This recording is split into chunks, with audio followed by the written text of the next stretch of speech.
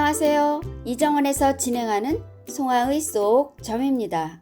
사나 빗개는 상께는 간상년 간께로 물상은 산이고 그 의미는 고요히 그쳐서 멈춘 상태입니다.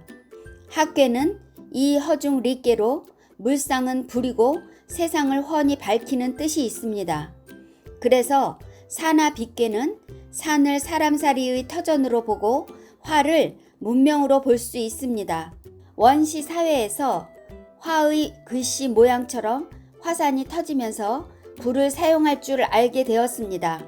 생식에서 화식을 먹게 되면서 음식 문화가 생겨났으며 어두운 시간을 밝은 시간으로 쓸 수 있게 되었습니다. 그래서 화는 문명이라는 근원적인 의미를 가지고 있습니다. 그리고 리께는 화도 되고 태양도 됩니다.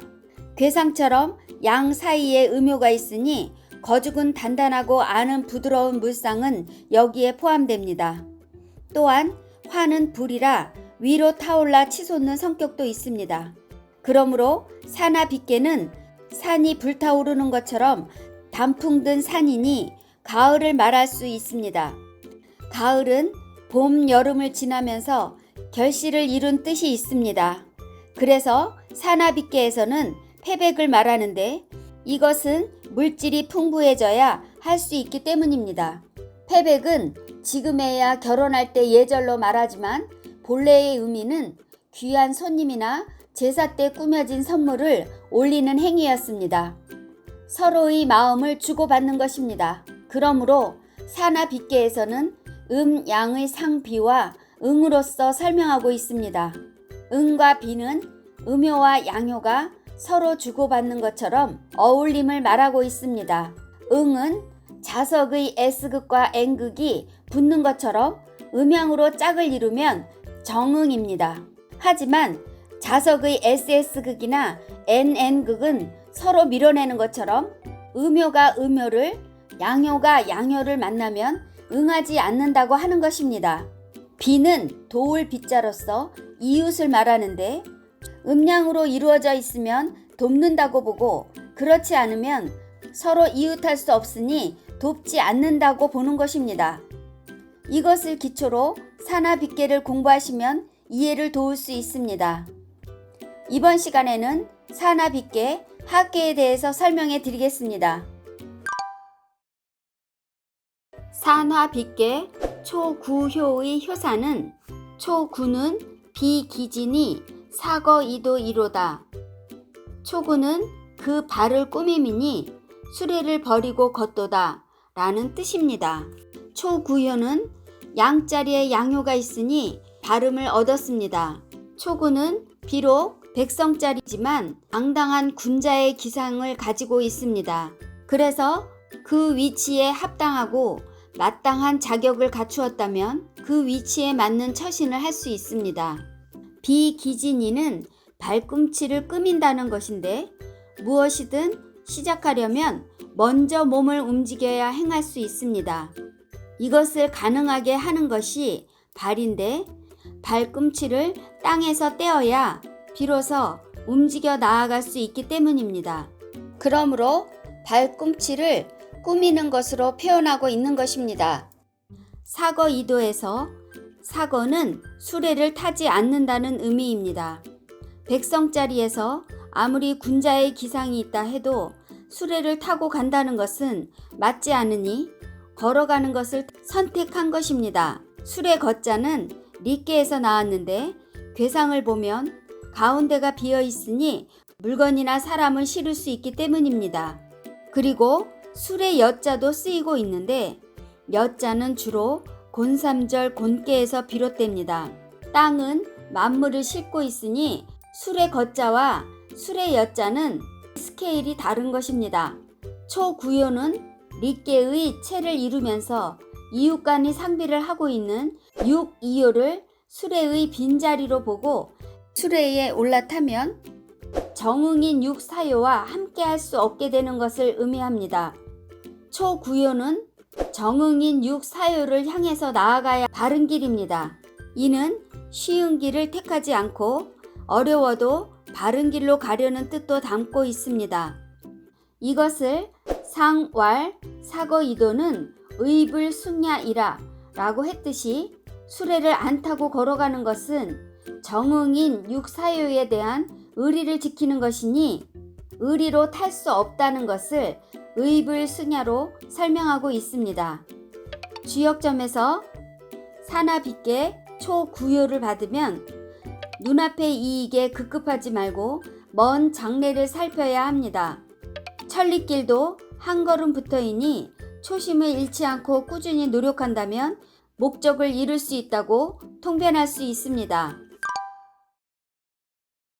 산화빚게 육이효의 효사는 육이는 비기수이로다.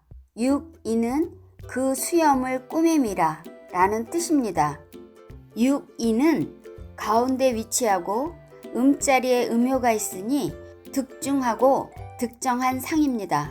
그리고 육이는 정응이 없고 오직 이육간인 구삼효와 비를 이루니 구삼효에 붙어있는 상으로 볼 수 있습니다.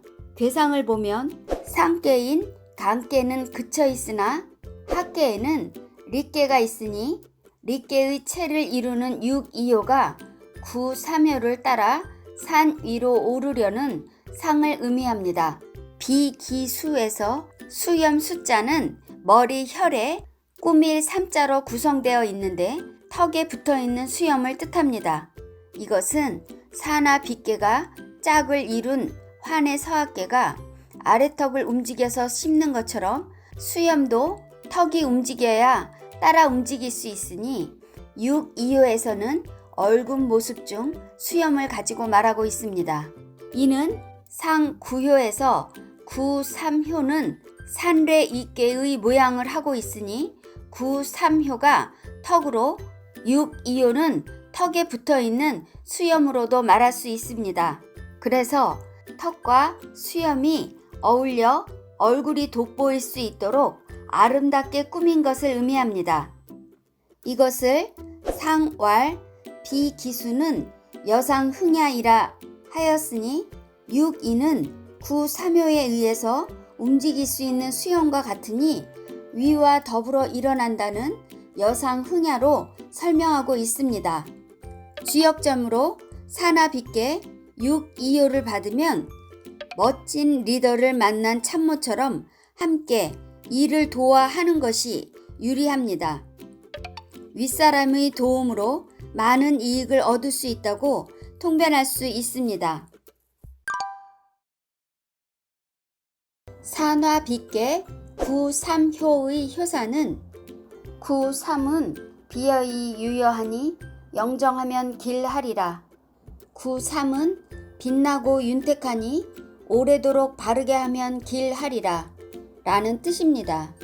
구삼은 양자리에 양효가 있으며 이웃을 하고 있는 육이효와 육사효, 음효 사이에서 화합하고 있는 상입니다.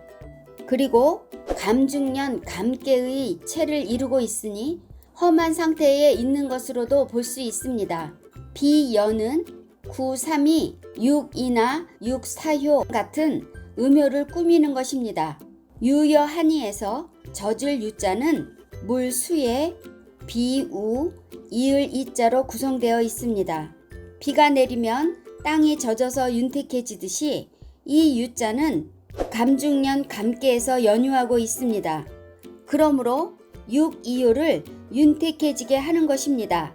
영정하면에서 영원할 영자는 두 이에 물 숫자로 이루어져 있습니다. 시냇물이 흘러서 강물처럼 수량이 커지려면 두 물줄기가 계속 합해져야 오래도록 흐를 수 있는 것입니다. 구삼효는 양쪽의 속에 푹 빠져 있는 상태이니 험한 상태이기도 합니다. 그러므로 오래도록 바르게 해야 함을 말합니다. 그래야 길할 수 있습니다. 이것을 상왈 영정직일은 종막지능야이니라 하였으니 감중년 속의 양효가 속에 있어도 변하지 않고 바르게만 할 수 있다면 넘보는 자가 있을 수 없으니 종막지능으로 설명하고 있습니다. 주역점으로 사나빚게 구사묘를 받으면 주변에 유혹하려는 무리가 있으니 자신을 바르게 지켜내야 합니다. 증권은 차츰 오름세로 움직여 나간다고 통변할 수 있습니다. 여러분, 송하의 속점은 여기까지입니다.